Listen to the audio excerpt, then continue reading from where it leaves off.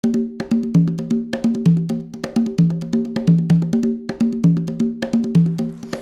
happy morning sa ating mga kababayan at sa buong mundo. Muli ang inyong lingkod, Liz Horizon Chaser. Narito po tayo ngayon sa PICC para ipaabot po natin itong magandang balita muli ng ating gobyerno, ng Department of Science and Technology, itong PTRF. Kung sana yung kay Dr.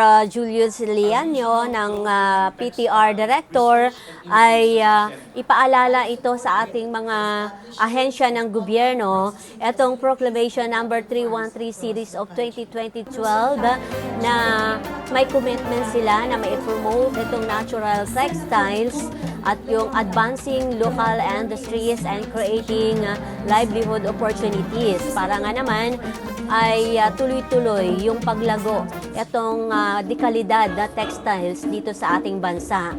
Kaya alamin natin ang mga detalye at kasama natin ang iba pang mga ahensya ng gobyerno na sumuporta naman at tatangkilikin yung mga uniforme na.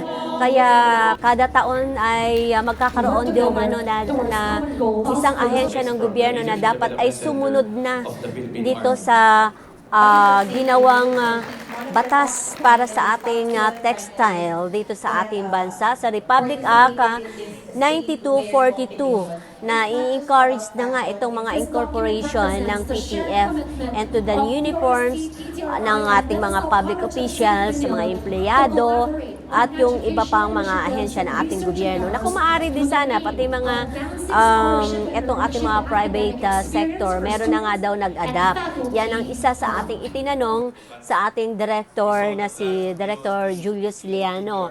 At ayan, so tuloy-tuloy lamang at pakinggan natin. Pero bago yan, abangan yung pagbabago ng ating Happy Morning at magkakaroon na po tayo ng news website ng Happy Morning Show.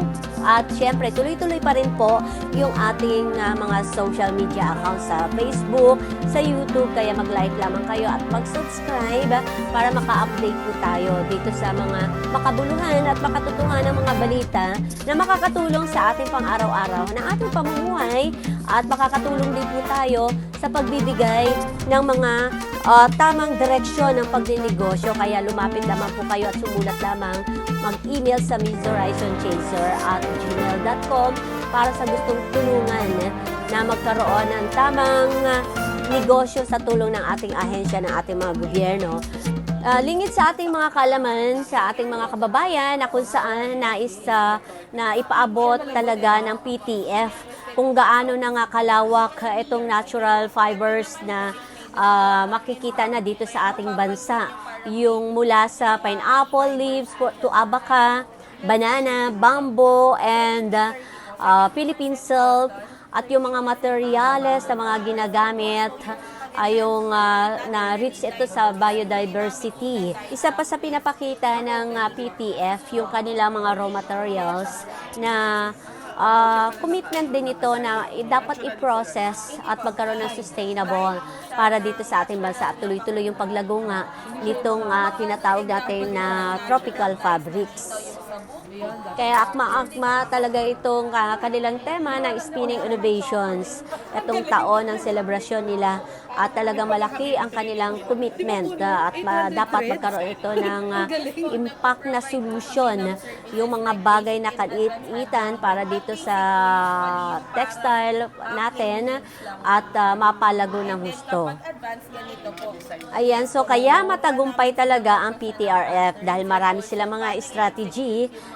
Kasama dyan syempre yung kanilang itong mga stakeholders, yung mga partners, yung kanilang mga ka-collaboration, at yung mga dialogue nila napakagaganda para nga naman ay mas lalo talagang maiangat pa yung kahalagan ng tela. At hindi lang dito sa ating bansa, kundi sa buong mundo.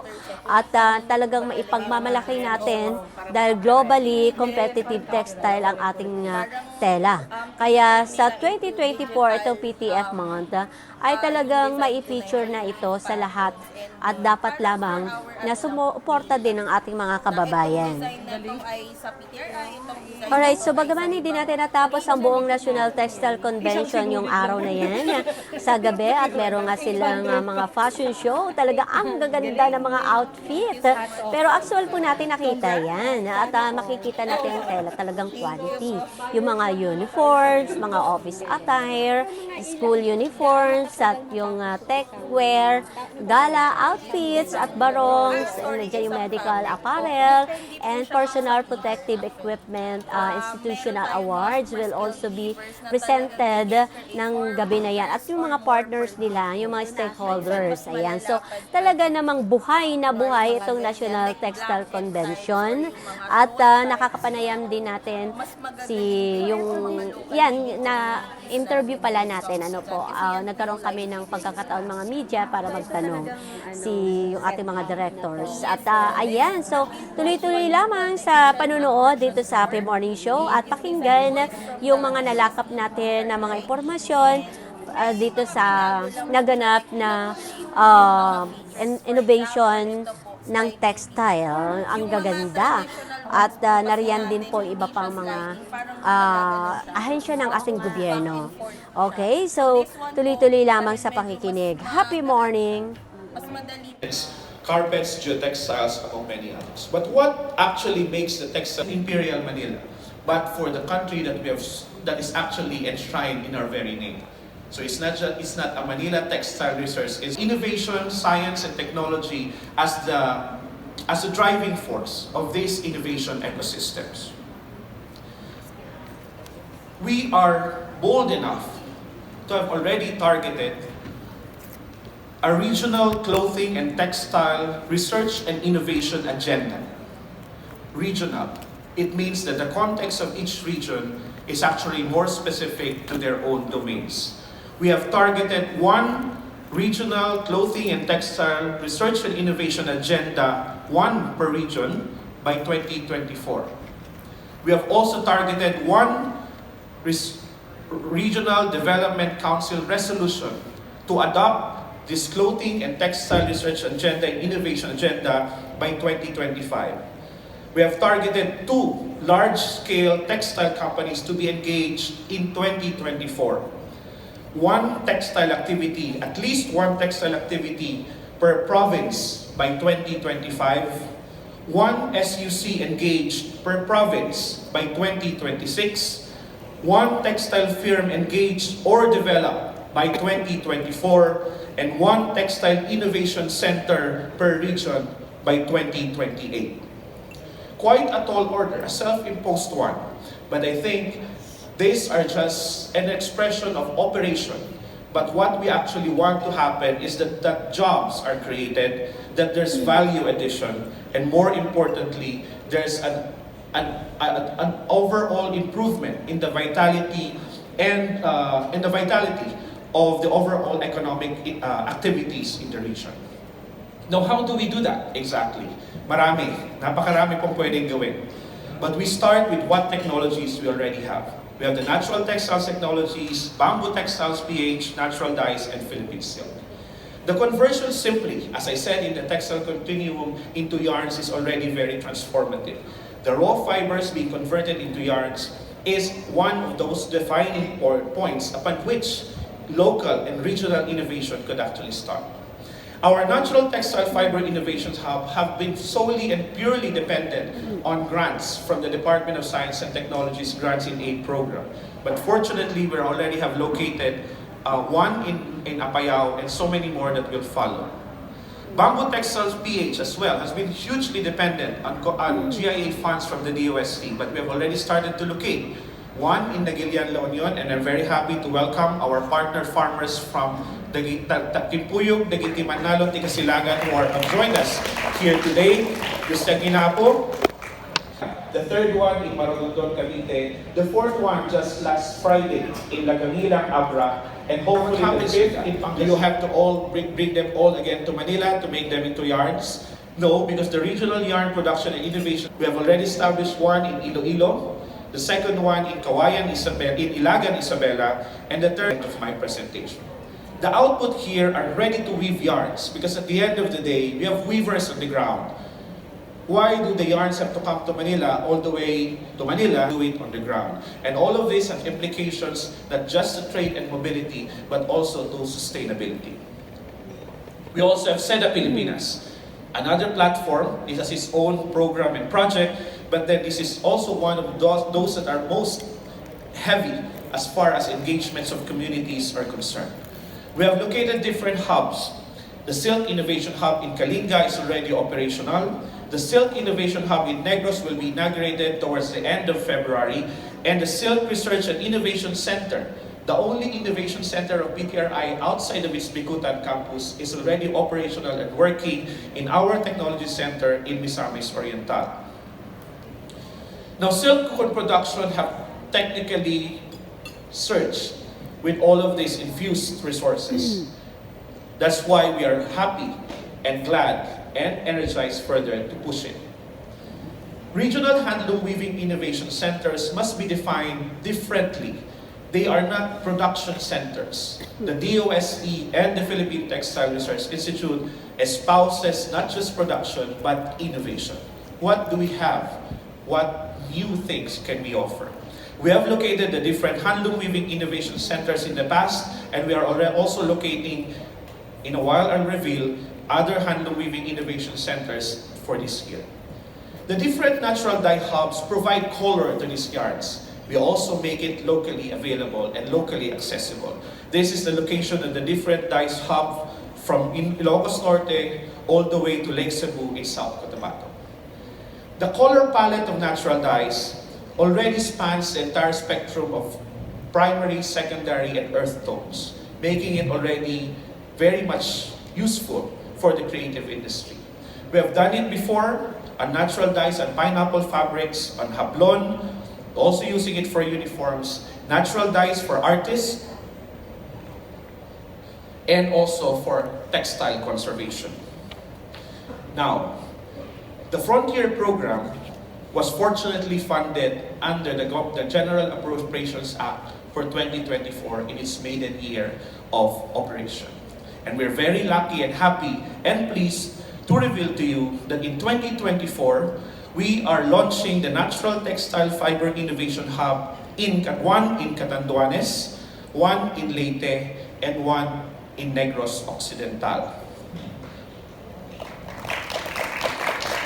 Also this year, albeit still funded by Picard GIA through the DOST, is again the Bamboo Textile Innovation Hub in Abra, another one in Alaminos, Pangasinan, and one in Maramag, Bukidnon, in tandem with the NICER of the Central Mindanao University, thereby strengthening as well the position of Bukidnon in the innovation for bamboo.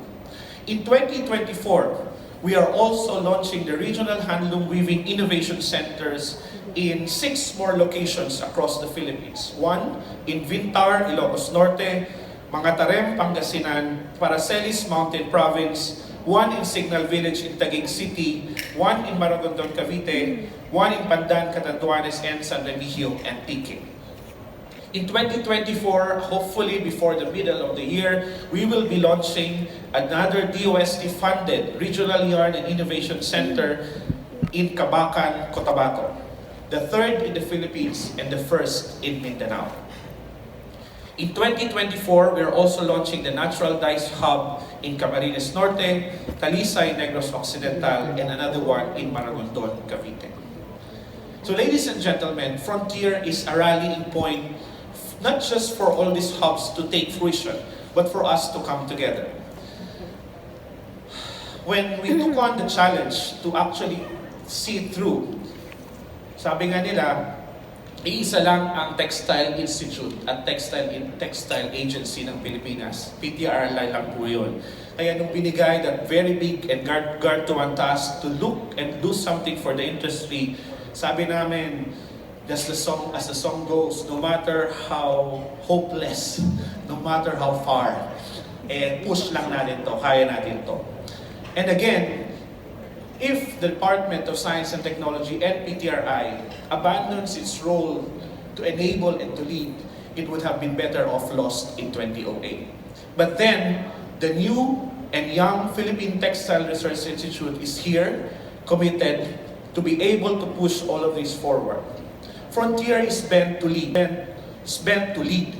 to enable, to amplify the efforts in the region, and to develop further these innovation ecosystems. Through collaboration, through democratizing not just access to facilities, but opportunity for innovation. And lastly, through this, we empower not just those who are within, geographically at least, Manila, but those who actually fuel and provide the materials that so define uniquely what Philippine textiles is all about. So, it is my honor and privilege to officially convey and present to you Frontier, the revitalization of nascent textile innovation ecosystems in the region, leading the way and paving the way for an inclusive development. Magandang umaga po sa inyo.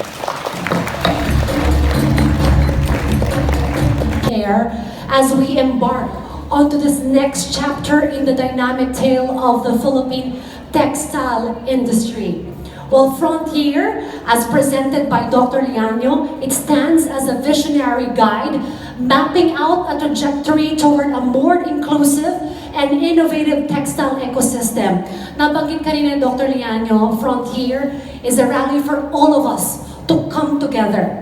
That is why it transcends just being a program. It is a catalyst for change, a driving force propelling the Philippine textile industry towards sustained growth and excellence. And with that formal launch of the Frontier program, ladies and gentlemen, let us all watch this video presentation about Frontier with our program. To present or introduce, ladies and gentlemen, our keynote speaker for Telecon 2024, we'd like to call back again here on stage Dr. Julius Eliano, Director of the Philippine Textile Research Institute, to introduce our esteemed keynote speaker. Palakpakan po ulit natin si Dr. Eliano. Fabrics Month is always graced by the Senator, but unfortunately, she cannot join us physically today, but she also, of course, has shared her thoughts for all of us. I am extremely honored to introduce our keynote speaker. She, for more than 2 decades, dedicated her work to serve the Filipino people primarily by promoting the sustainable and equitable use of natural resources, advancing programs on building community resilience, advocating for social justice, human rights, peace, and cultural diversity, and initiating measures for quality and accessible education, decent employment, and livelihood opportunities. She is no less than the author of the Philippine Tropical Fabrics Law. Her love for Philippine tropical fabrics and native products and her visits to indigenous communities in different parts of the country inspired her to initially set up cultural exhibits that showcase the exceptional skills and world-class products of IPs. And in 2011, in her capacity as chair of the Senate Committee on Cultural Communities, successfully organized regional assemblies that serve as avenues for dialogue with local and national policy makers, as well as international institutions. She initiated the establishment of the first permanent textile gallery in the country, the Iblan ng Lahing Filipino, the artistry of Philippine textiles.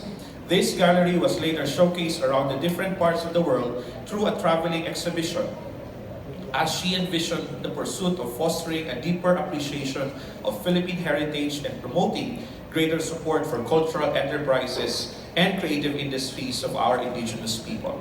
As a sign of gratitude of advancing IP concerns, the cultural communities in Mindanao adopted her as Bay Matumpis, which means the one who takes care. The Panay Bukidnon from Visayas declared her as the daughter of Panay Bukidnon and gave her the name Kuyong Adlaw Dulpaan Labaw sa Kadungan, which translates to the shining sun rising in power. She was also named as the Cordillera Indigenous Elected Women Leaders League as Tukwifi, which means bright star. Of course, with much honor and privilege, we welcome the Senate President Pro Tempore, the Honorable Senator Lauren Legarda. She has actually given us her message, and it will also be delivered, of course, by no less than the supportive and the gorgeous Undersecretary for Research and Development, Dr. Leah J. Medina. Judy said the adjective gorgeous may not apply to me. Just to my fellow advocates of the Philippine textile industry, I join you today as we celebrate Philippine Tropical Fabrics Month and open small strides into impactful solutions, foster collaborations, and encourage conversations to propel our nation's rich textile heritage to greater heights. This national convention is rooted in recognition of the significance of Republic Act Number 9242, the Philippine Tropical Fabrics Law, a measure I principally authored and co-sponsored during my first term, aiming to promote our country's natural fibers and fabrics, enriching our culture, and contributing to the growth of our local fiber industry. Our nation is blessed with a wealth of raw materials, sturdy abaca, delicate banana, and pineapple fiber, deep reservoir of weaving traditions that vary from province to province, each contributing to our diverse cultural landscape. The tropical fabrics industry is not just threads and fabrics.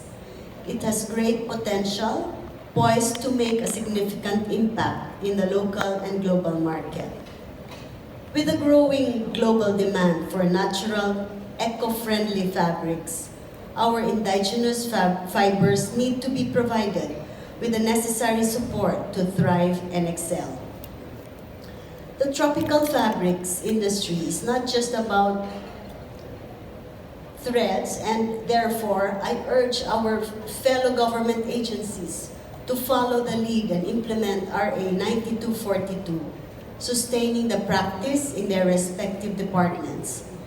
It is on this note that I recognize the efforts of the Department of Science and Technology, particularly the PTRI, in preserving and promoting Philippine indigenous textiles.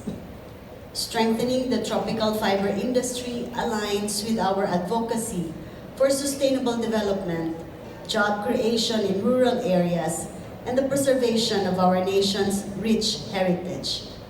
It fosters an environment where pride and a sense of identity are woven into the fabric of our daily lives. Aside from championing the enactment of the Tropical Fabrics Law, we opened the Hibla ng Lahing Filipino, the artistry of Philippine textiles at the National Museum, showcasing Filipino indigenous artistry through traditional textiles. I also advocated for the establishment of weaving centers in strategic locations such as Bugasong, Pandan, and Tibiao in Antique, Miagao in Iloilo, Lagundingan in Misamis Oriental, Pinili, Ilocos Norte, Dumingang, Zamboanga del Sur, Lake Cebu, South Cotabato, and Kiangan, Ifugao. I supported the establishment of cotton processing facilities and cotton farms across the country. Beyond weaving centers and cotton production, my advocacy extends to the establishment of natural dye centers and schools of living traditions. Through these initiatives, we have successfully preserved and even showcased the unique artistry of Philippine textiles on a global platform. In this fast-changing globalized world, our aim is clear: to promote, preserve, and sustain the indigenous fabrics that define our Filipino culture. Our ultimate goal is to instill patriotism and nationalism, making government leaders frontliners and front-runners in promoting the preferential use of locally produced goods. This commitment is a powerful tool for developing a self-reliant economy characterized by high employment levels.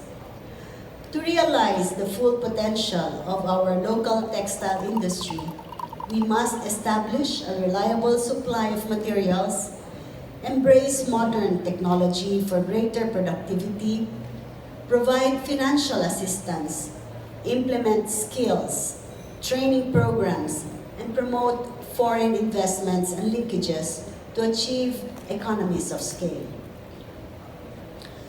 The road ahead is challenging, but the results can be immeasurable.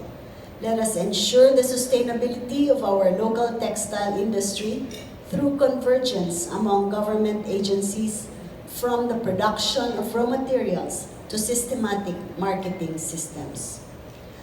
Together, we weave a future where the Philippine textile industry embraces innovation while preserving our heritage, empowering communities, and inspiring future generations. Thank you at isang luntiang Pilipinas sa ating lahat. End of Esteemed Undersecretary Lea J. Buendia, palakpakan po muli natin. And of course, I'd like to thank Senator Loren Legarda for that very inspiring speech delivered by Yusek Buendia. And thank you, Senator Legarda, for your continued support for the Philippine textile industry.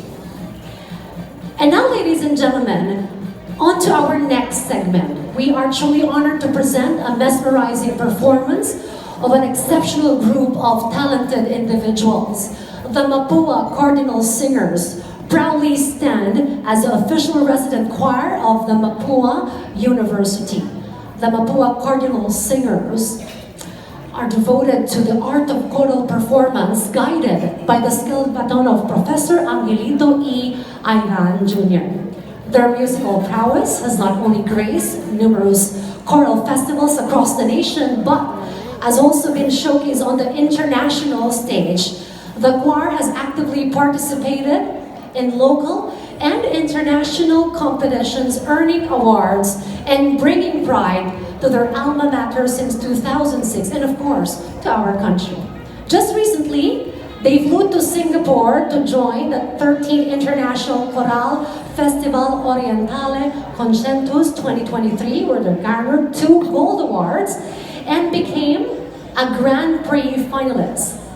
This latest accomplishment further solidifies their reputation as a beacon of musical excellence and a testament to their dedication and talent. Ladies and gentlemen, let's give a big round of applause as we welcome the Mapua Cardinal Singers.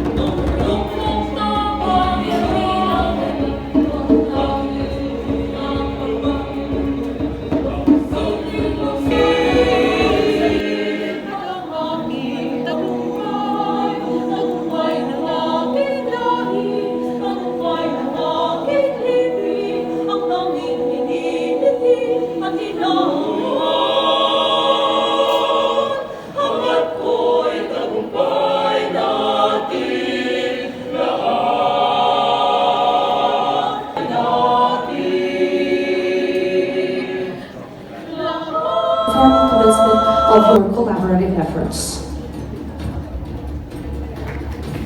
To work together towards common goals for this region partnership, ladies and gentlemen. And at this point, we'd like to give the floor to Colonel Santa Maria, please.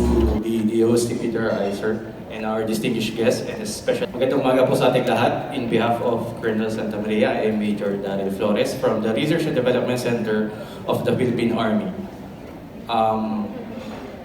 We in the Research and Development Center of the Philippine Army continuously strives to bring technology solutions to satisfy the requirements of our soldiers in the ground. The signing of this memorandum of agreement is a testament and exemplifies our commitment to the development and advancement of textiles for defense and security applications. As we formally set this collaboration, we wish to acknowledge the initiative of the PTRI in leading this endeavor. Thank you to the PTRI, and more power to you. Round of applause, please, for this partnership, ladies and gentlemen. Thank you so much for your words, Colonel Santa Maria, and your enthusiasm and dedication set a positive tone for the future of this beautiful collaboration. Significant milestone in the evolution of the Philippine textile industry as we come together to witness this time technology, innovation, and education. Introducing the Textile Academy, a visionary concept conceived to shape a new generation of leaders and innovators within the Philippine textile sector. Driven by a commitment to excellence, the Academy will engage in cutting-edge research, provide hands-on training, and foster collaborative partnerships. Its overarching goal is to propel the industry forward by addressing both the challenges and opportunities that await us on the horizon. At the heart of the Textile Academy's mission is the establishment of a vibrant hub for knowledge exchange, skill development, and interdisciplinary collaboration. Positioned as a catalyst for transformative change, the Academy aims to redefine the local textile landscape. And ladies and gentlemen, to formally launch the Textile Academy, we invite the head of DOST-PTRI's Technology Transfer, Information, and Promotion. Put your hands together for Miss Evangeline Flor P. Manalang.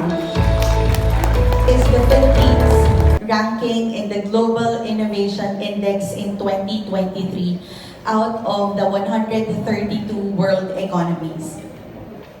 Ranking. But just for the information of everyone, this is the list of the top 10 most innovative countries, States of America. And of course, you will see there on top 5, Singapore, and of course, South Korea. When we talk about Global Innovation Index, what we are seeing is actually defining the innovation capacity of a country and how this country can make innovation successful.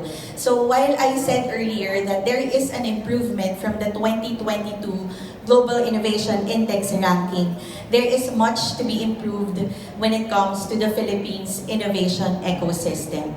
GII actually talks about the innovation input and the innovation output. When we talk about innovation input, we are clearly dealing with human resource or human capital and research. There's also infrastructure and institutions. Institutions, these are the policies, the regulations in place that can enable a good innovation ecosystem. Of course, infrastructure, you have there the ICTs, the facilities and all.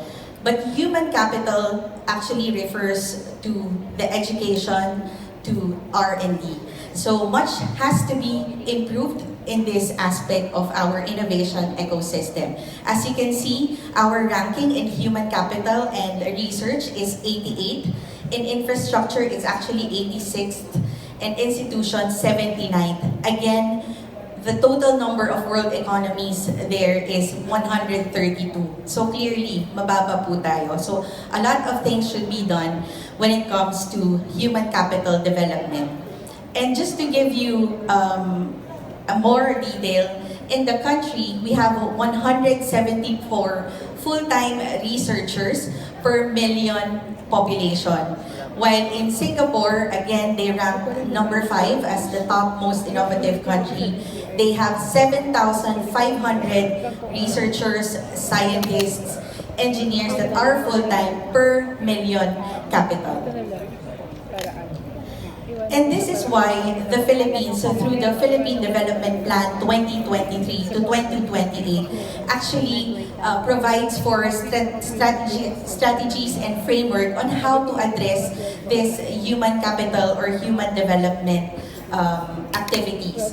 And in Chapter 8, wherein the focus is to accelerate research and development, technology and innovation, you can see on the screen the outline of the framework and the strategies.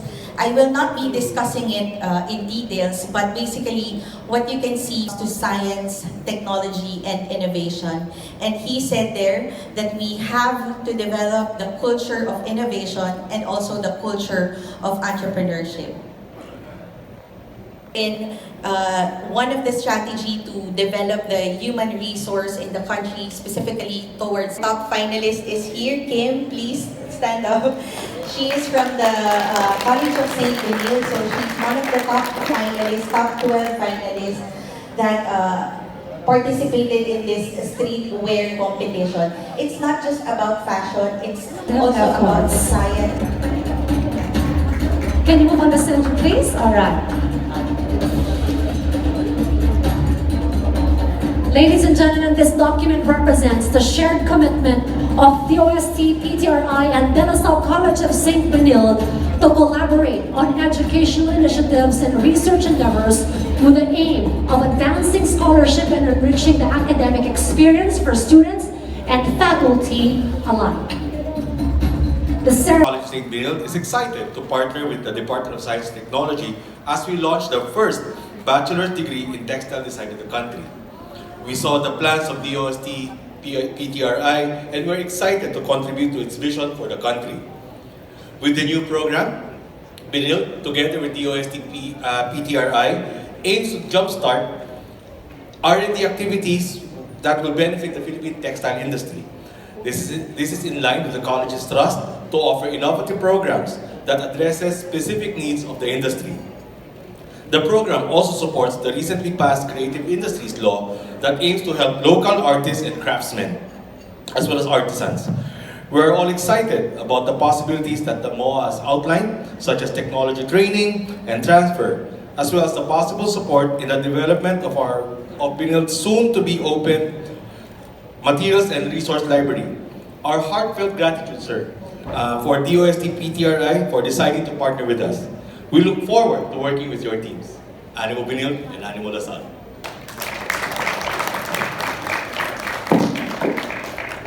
Animo La Salle, thank you so much. Thank you so much, De La Salle College of St. Benilde, and of course, DOST-PTRI, and congratulations on this beautiful partnership. Nation unites to commemorate the Philippine Tropical Fabrics by Proclamation No. 313, Series of 2012. This strategic initiative propels textile production, emphasizing natural fibers and related technologies, with a central goal of reinvigorating our local textile sector. The overarching mission encompasses fostering inclusive growth by generating livelihood opportunities for Filipinos and nurturing the development of materials that encapsulate and promote an authentically Filipino textile brand. Championed by Senator Loren Legarda, the PTF legislation mandates the utilization of mayroong mga issue na nakaka-apekto sa epektibo.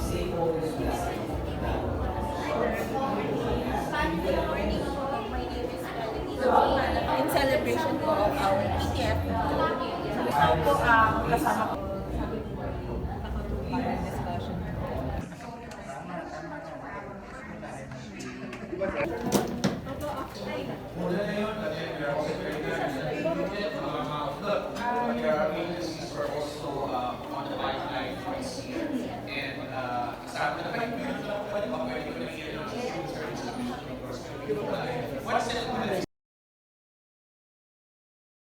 Pero yun naman ang ganda. Ang ganda naman siya talaga.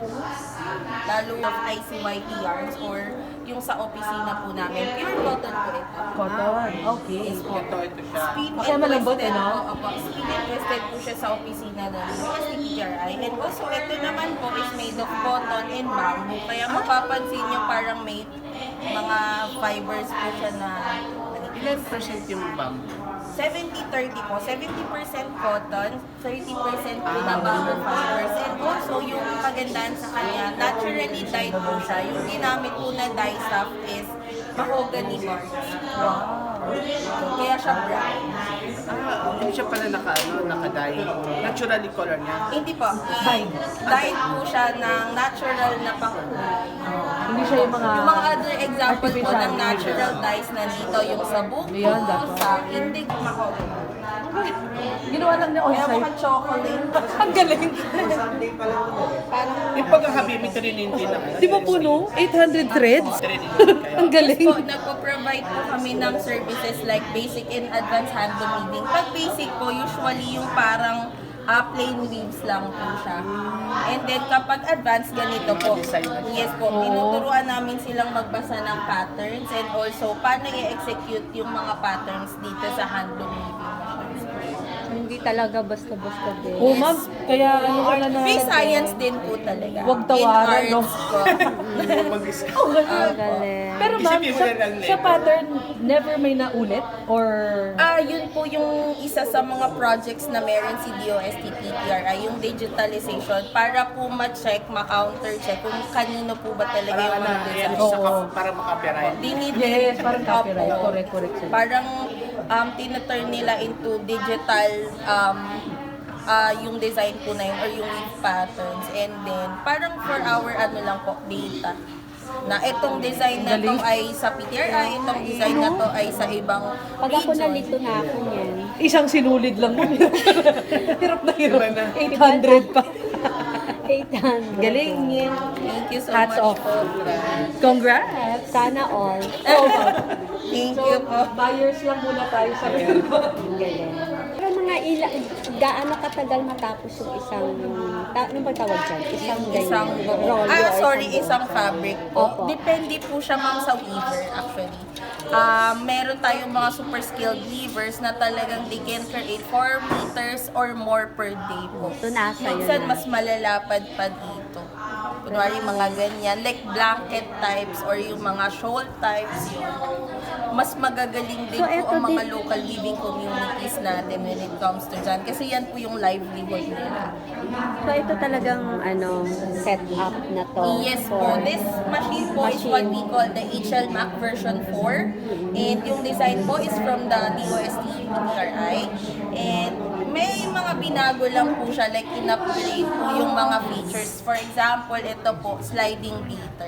Yung mga traditional ones po kasi natin, hindi siya sliding, parang nagaganon siya. Oo nga. Back and forth siya. So this one po, dahil medyo mas magaan siya, mas madali po siyang gamitin. Parang cabinet. And at the same time, meron din po siyang for harness. Kapag itong harness kasi, usually basic patterns yung magagawa mo or yung parang catch-up. Yun. And then, pag for harness, you can create definitely more designs mo kagaya po nito. May mga weave patterns and also itong mga Kaya pala, na mabusisi. Parang sakit sa ulo. Pero pwede din po siya sa for harness. Yan. Basta may patterns po. For harness or more yan. Yes, although may putol to. Sige. napuputol din. Pero, Yes, mom. paano Kasi pag natural naputol? fiber siya eh. Paano pag naputol na to? Pag ganun po, Idudugtong Oo, lang. yes, ma'am. Idudugtong lang namin siya and then saka ka mag-weave ulit. Grabe, no? Opo, kaya kailangan observer ka sa ganito, ma'am.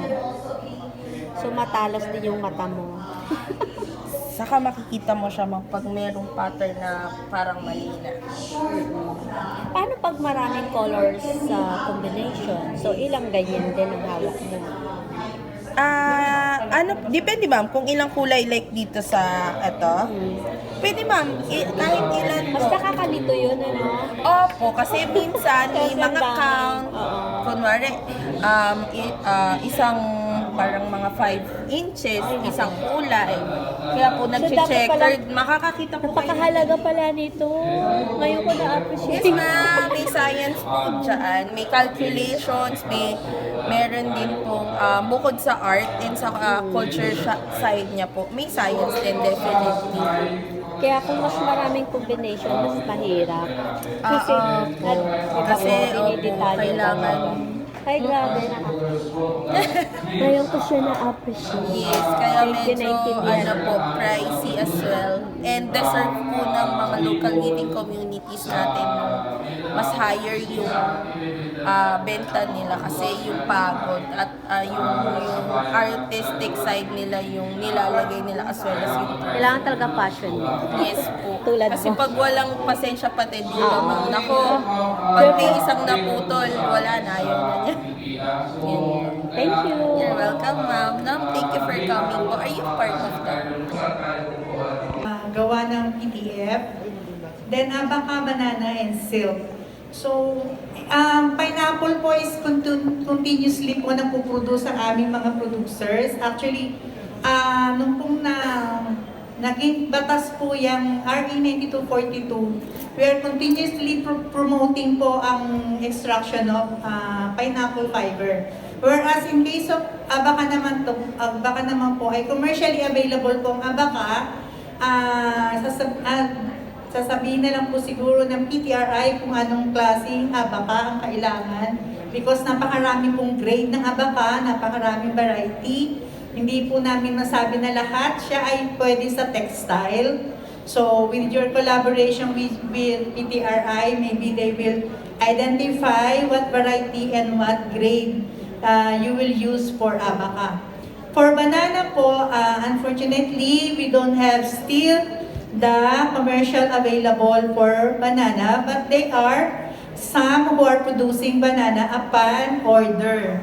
Mga ano po natin sila, mga cooperative lang po sila, mga group of farmers. Then for silk po is readily available din po. Marami pong silk. Careful lang po tayo sa silk since silk po ay maraming imported and the law ay nakalagay na it must be woven, produced, and spin in the Philippines. So, doon po tayo medyo sa silk kasi meron po mga imported silk. So, kailangan po yung galing talaga dito po sa Philippines. Thank you po. Thank you for that response from our officials from Philfida. And thank you, ma'am, for that question. Anyone who would like to also ask a question to... Very helpful po, sir, yung sinabi nyo kanina na pwede naman pong isang set. But our problem is po, we have around 90 offices nationwide. So yung logistics po, nung pag-procure din po, yun din po yung isa namin bottleneck. So anything po that can help us, we need like a list po of or like suppliers na compliant din po sa magiging procurement processes ng government. Thank you po. To the ears of the manufacturers. Pero we have to, ang sa amin lang is, kung contact, yes, we can link you immediately. Ang kausap po natin kasi dito is not us, but the manufacturer. So sila po yung technically nakatransact nyo based on the usual 9184 requirement. Pero yung ginagawa ng technical committee is to guide you from PR until sa consummation ng contract. Or if pag binibigay nyo sa empleyado nyo yung clothing allowance nila, we can still assist you naman doon po sa part na yun. So, walking you through the entire process of acquiring the uniforms. Pagdating sa logistics, I think yun nga, kausap na natin po diretso yung manufacturer dito. So, ang importante lang is for you to be certified na compliant, yung manufacturer na nag-supply sa inyo ay compliant din, of course, yung binigay niyang mga tela sa inyo. So, some of them are here. I just like to take advantage of this moment to acknowledge them. Of course, Mr. Tony Olives is here from Livertex. So, dito po siya. So, if you want to ask questions later on, Mr. Olives will be very happy to accommodate you. Chuck is supposed to be here. Chuck is from Asia Tex. But I think tomorrow he will be here. You can also ask Chuck. And of course, Medtex here is also trying to get into the PTF uniform manufacturing and supply. So you can also ask from them. But just the same, ma'am, kung yung details po, nitty-gritty, you can get in touch with PTRI para po ma-walk you through. Hindi kayo pupunta doon sa kung saan kayo bibili ng fiber. It will not go to that anymore. Trabaho po namin yun na ayusin, na maayos po yung maging transaction ninyo. Ang gusto ko lang pong i-assure is that the law mandates na hanggat may compliant fabric na nabubuduce, walang i-issue na exemption to any government office. ang PTRI. Ibig sabihin po nyo, bilhin nyo yun kasi yun po ay compliant sa batas. So kung ano po yung naproduce nila, hindi po supposedly nag-iinventaryo sila because it must move. Kasi po compliant yung tela. And the only provision therein is kapag walang available fabrics, that's the only time an agency is actually excused. So assurance din po yun sa ating manufacturers na hindi po sila magkaka-inventaryo because smaller government agencies may be able to actually already use their requirements. So, ma'am, if I may just ask, magkano po or ilan po ba ang employees na pinag-usapan natin? Around 1,800 po. Kaya naman po. The House of Representatives is I think about 3,000 and DOS is about 4,000 plus. So, nakaya po namin siya with those efforts, yung mga maliliit na strikes, but that's why it should be doable as well. But this time, we will involve closely yung ating private sector. So, I hope I was able to answer the questions. Pwede na lang din pong mag-request ng list ng pwede namin. Sure, yes. Thank you, sir. Thank you very much. Alright, so PTRI is willingly and ready to assist you. Maraming salamat po. At nakikita natin yung initiative din sa iba't ibang mga government agencies. Ayan, so meron pa po bang gustong magtanong? Umaga po sa ating lahat. Gusto ko lang itanong sa PTRI kasi napakaganda mo ng mga usapan na kung pwede niyang magsimula ang isang ahensya. Pero saan mo ba pumapasok dito yung PTRI? Ano po ba yung tela na talagang gagamitin dapat? Halimbawa yung tela civil service o tela Philippine Army or tela BPI or kung anong agency. Specific po ba itong mga tela na ito na dapat gamitin? Saan pumapasok dito? Halimbawa yung tela ng pinya, ng saging, ng bamboo, ng ano ba yung isang telang Makati. So, kung pwede bang sabihin natin na ito ang kailangan Telang para Makati. lahat ng mga stakeholders ay alam nila kung ano pong tela talaga ang dapat na ipagamit sa kanilang mga empleyado. Salamat po. Ako po si Mary Pinoy. Pinya, silk, and then we also already included bamboo, albeit in a very small scale.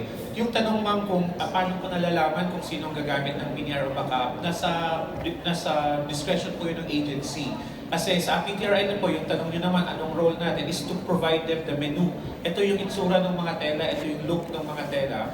Pero at the end of the day, they are the one who decides kung ano pong bigat ng fabric, anong kulay, at saka ang assurance nila is the minimum requirements ng tela for uniform is actually met. Kaya po requirement na patest yung uniform. So wag po kayong mag-alala, yung kate, yung tigas, or yung urong, and all of those considerations are part po of the reason why kino-qualify natin siya as a Philippine Tropical Fabric. There's a Philippine National Standard po that guides that. Ibig sabihin, hindi po masa-certify yung tela, kahit gawa sa Pilipinas yon, kung hindi siya papasa doon sa Philippine National Standard for Career Dress Apparel. So, ibig sabihin po, yung ating hand-woven fabric, unfortunately, will not necessarily qualify. Kasi po, may mga requirements po yun sa testing na hindi naman appropriate for hand-woven fabric. So, okay lang po, pagpatuloy natin yung paggamit kasi kwan naman po yun, they are still for our communities, pero it might not necessarily equate na sa Philippine Tropical Fabric.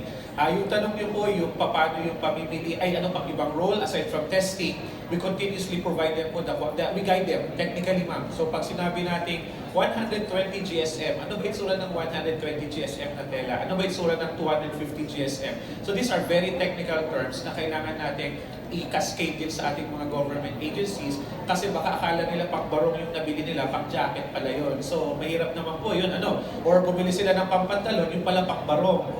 So medyo baka papunta ng sa Boracay yung peg ng mga government agencies. So this is part of the science education as well and awareness that we are also trying to promote pagdating po doon sa part. Am I making sense, Tita Mel? Okay po, no?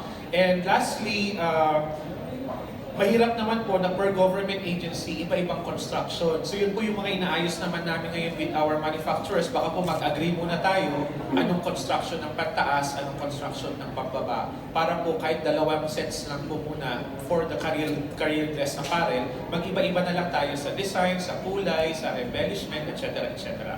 May natanong din kanina, Dayan, about yung sa uniform for the military at saka dun sa healthcare providers or healthcare professionals. Technically po, they are exempt doon sa initial na Philippine National Standard kasi pang career dress apparel po yun. Ngayon, yung nakita niyo po kaninang pinirmahan natin na uniform project with the Philippine Army is answering exactly that. Gusto natin i-expand ngayon yung scope ng Philippine Tropical Fabric para po hindi na rin palaging na-exempt yung Army or yung ating uniform personnel. Gagamit na rin sila ng locally manufactured materials provided it qualifies or it conforms to their standard. So yun po yung ginagawa natin ngayon. Yung healthcare professionals, ganyan din po. Shift natin para po locally qualified na rin po siya. Kung kailangan antimicrobial yun, sisiguraduhin antimicrobial din yung requirement. Yung ganun po. So all of these are efforts happening on the ground. Medyo yung iba, mahirap intindihin kasi still very scientific. Pero ang gusto lang na po namin i-assure sa inyo, habang nakaupo yung technical committee po, hindi nalilimutan yung ating pong research and development part, yung quality assurance component, and of course yung enforcement component. And hopefully it will all redound to a more robust activity in the textile sector. Salamat po. Thank you for those information and clarification. Good morning, I'm Ms. Raisa. Sir, mula po sa ating mga ahensya na ating gobyerno, meron din po ba tayong programa para sa ating mga private sector para naman po mas lalong mapalakas pa natin? Yun. So, meron din po ba tayong mga nakalaan para sa kanila na kailangan din gamitin din po yung pera natin? Mga private sector. Kaya mo, we continuously promote kasi po, nung una nga, nung una means the early 2000s, ang una nga akong nag-take up ng Philippine Tropical Fabric were banks kasi kaya po nila yung price points at the time. Pero yun po, that's the same as we make a call for government sector, yung private sector is always open. Kasi pareho naman po programa yan, pareho manufacturing ito yung pinag-usapan natin. Nagkataon lang po na talagang may batas na nakatutok dun sa government compliance. But of course, the private sector is very much open to join. Marami po nag-approach na, actually na companies, they want it also to become their CSR. Na yung uniform daw nila, mag-adapt sila ng community ng banana fiber producers, yung mga ganun. So there are a lot of ways to approach it, and I think mas flexible pa nga yung private sector kasi nga they can actually place their uniform orders immediately. So yung the same po na ino-offer natin assistance to government agencies and even in the testing, similar din po sa private sector. So wala pong discrimination yan. Because at the end of the day, it's still bulk orders na kailangan natin ma-deliver or ma-assure sa ating mga textile producers. Always successfully undertaken together with the 3 other agencies of the technical committee. So Thank you for that. Since the start of the law, we've been supporting the implementation of it. Actually, from the beginning, kami lang dalawa yata ng PTRI, DOST at PILPIDA. PIDA pa kami noon, kami lang yata dalawa yung nagsusuot noon ng tropical fabric. 80-20% pa noon, medyo makati pa, pero pinagtsatsagaan namin. Yung nga sinasabi niya na just to start na mag-wear.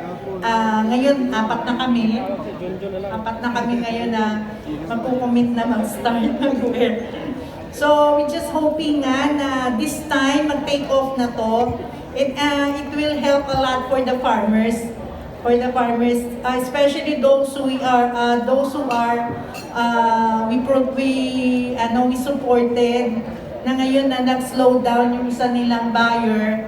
So, parang timing tong RA 9242 para mag-catch up naman sa mga stocks nila sa inventory. So, thank you very much and congratulations to PTRI. Thank you very much, Dean. Good.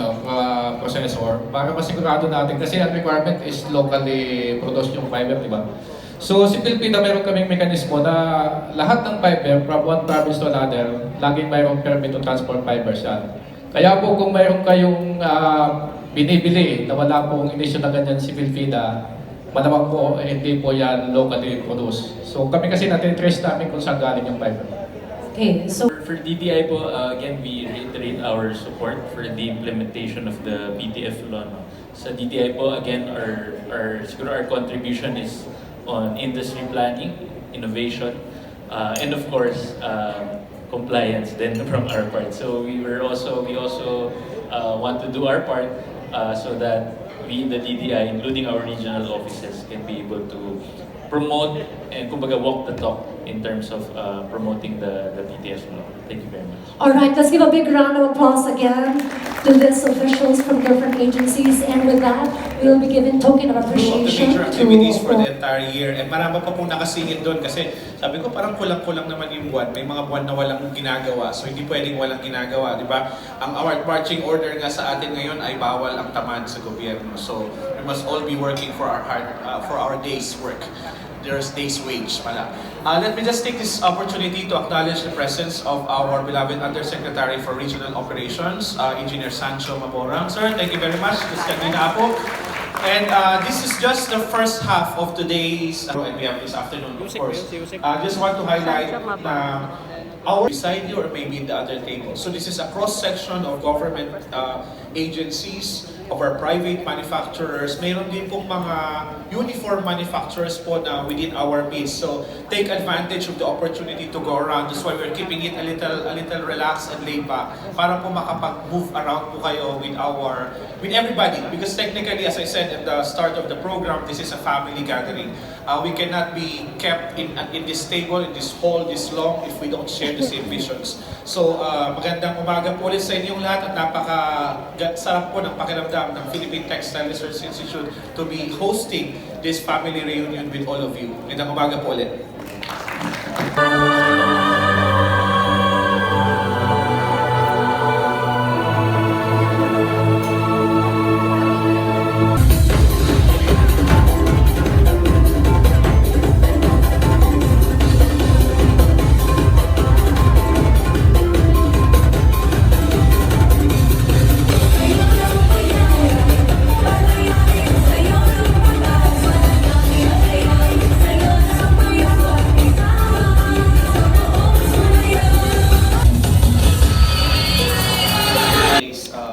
Convention, we'd like to, of course, acknowledge the presence again of our dear Undersecretary for Regional Operations, Undersecretary Sancho Maborang.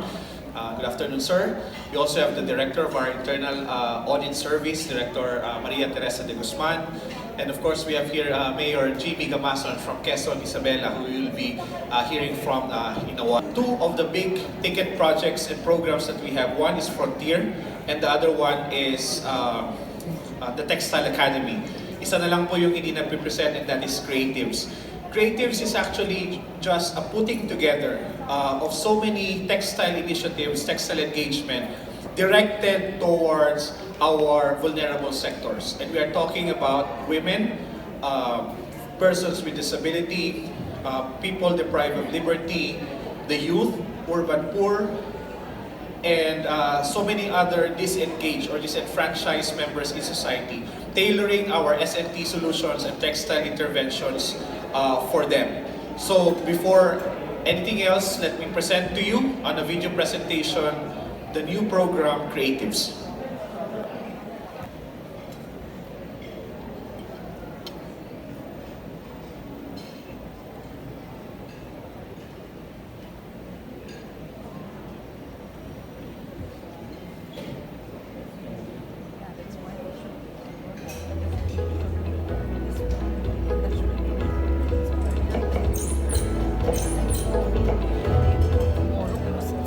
Hi everyone, ako po si Mirla Villanueva from the Biyahe Jail Ministry of Christ Commission Fellowship.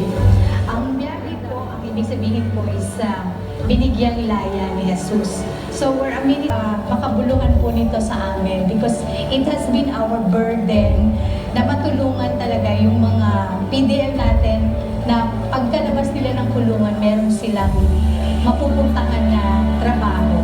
So pwede kaming tumulong to market the products. And once, you know, yung mga kababayan natin makita na it's a product of Biyahe JPC, I think marami talagang magsusupport. Most of the people na nasa loob ng kulungan are hopeless. So yung message ko talaga is, there is always hope in God. And God will use people to give them hope. And DOST and PTRI, sila yung isa sa mga hope that they can look forward to once they come out of the jail. James. Ako po si Noemi Salazar. Ako sa lukuyan po presidente ng Kababaihang Mabilidad at Organisado or KAMAO. Bali, ang KAMAO po kasi ay isang NGO. Ang hangarin nito ay makatulong sa mga kababaihan. Pero sa ngayon po, nag-evolve na po tayo. Hindi lang po kababaihan ang target natin, kundi po ang pamilya. Sa ngayon, meron tayong livelihood. Yun po yung enterprise, KAMAO enterprise, kung saan nananahit na basahan, unan, kumot, bedsheet, tsaka bags. Tapos yun nga, ngayon ay nakikita tayo sa DOST dahil gusto natin matuto ng synthetic tie-dye. Additional product sa amin, plus pwedeng yung synthetic tie-dye na shirt na magagawa namin is pwede namin gawing uniform. Diba? Para ibang kulay naman siya, iba-ibang kulay. Tapos, parang, kasi before ano kami sa isang kulay lang eh. So, kung yun yung gagamitin namin, mabibenta yung product, tapos, marami yung gagamit. So, kumbaga, uunlad yung negosyo dahil ang dami niya na maraming sales na papasok sa atin. I'm Senior General Officer 3, Eugene Saladino. I'm assigned as Chief Custodian and Escort in this unit. San Juan Civil Female Dormitory isa pong pasilidad na nag-ano po tayo, tawag dito. Meron po tayong mga persons deprived of liberty. Tawag po natin na sila, mga kapos sa kapalaran. Sila po yung ating tinutulungan para pansamantalang tahanan ang tawag po natin dito. Tinutulungan natin sila para magbagong buhay. Napakaswerte po at napili ang San Juan City Female Dormitory na isa sa mga beneficiaries ng DOST para po magkaroon ng training po yung ating mga PDFs. Napaka-naging tulong po sa kanila, lalo-lalo na paglaya nila kasi wala man po silang mapasukang mga trabaho. Pwede po silang gumawa ng kanilang mga sariling proyekto na galing po at ng DOST para magsimula po sila. Parang nauna na mas mas papatulong po. For example, yung meeting, mas patok sa masa. Kaya isa din sa textile, kumbaga is parang living stepping stone namin siya para namin yung mga livelihood maabutin namin o makamit namin someday. Andito na yung DOST, andito na yung pagkakataon para matuto sila ng pwede lang pagkakita ang paglaya nila. Sana. Alright, so dito nagtatapos ang ating nalakap ng mga balita mula sa PICC ng DOST-PTRI at talagang ipinakita lang itong halaga ng Republic Act 9242 na dapat na ma-encourage nga itong ating mga incorporation ng PTF, yung kanilang uniforms ng mga public officials, mga employees at yung iba pang mga local utilizations. At meron silang mga bagong programa ngayon na abangan sa 2024 at ito ay kapanapanabik dahil mukhang mas lalong pinalalakas ng ahensya yung kanilang mga pagbibigay ng serbisyo sa ating mga kababayan kung paano pa mapaunlad yung mga tela natin. Alright, so may happy news ang PTRI para sa kanilang bagong programa entitled Fostering the Revitalization of National Textile Innovation Ecosystem and Region of 4th year. Ano nga ba itong programa na ito? Ay ang tema nila, yung aim nila to intensity regional textile innovation and to integrate and consolidate the institute's efforts and the regions by strategically locating textile innovation hubs for textile fibers and yarns. Kaya itong mga and regional centers pala kasama dyan at yung natural dyes at ang weaving innovation o hand-blown weaving innovation at itong achieving the outcome at inclusive and innovative Philippine textile ecosystem. So doon nakatutok yan. Kaya naman itong mga programang ito ay mahalaga pa din dahil lalo pa yata nilang talagang hinahanapan pa ng mas malakas na mga solusyon para sa ating tela. O diba yung kalit-litang bagay, napapalawak pa nila. Ganong katindi yung mga ating ahensya na ating gobyerno dito sa PTRI. Alright, so tuloy-tuloy lamang sa ating programang Happy Morning Show. Ang inyong lingkod, Miss Horizon Chaser. Happy morning! I love you all!